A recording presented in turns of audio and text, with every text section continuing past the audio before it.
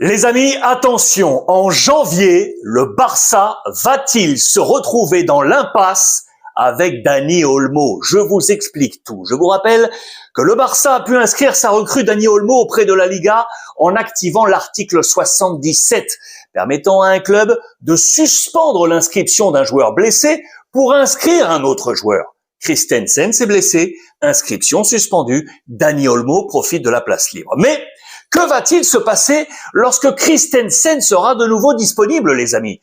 La Liga va réactiver son inscription et mettre en danger Olmo. Voici le topo. Tout est lié au fair play financier.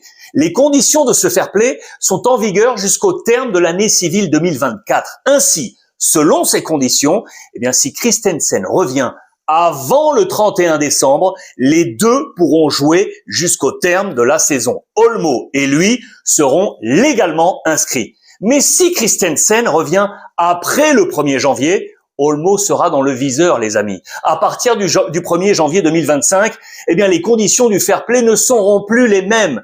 Si le Barça n'a pas alors équilibré sa masse salariale, seule l'inscription de Christensen sera valable car antérieure. Celle d'Olmo sera désactivée, les amis. Et le problème, c'est que le règlement en Espagne interdit tout club d'inscrire deux fois le même joueur dans la même saison. Si Christensen revient après le 1er janvier et si le Barça trouve les veines financières pour tenir sa masse salariale, mais qu'après le 1er janvier, Dani Olmo ne pourra pas être inscrit une deuxième fois, les amis. Que pensez-vous de tout cela? Je vous lis en commentaire.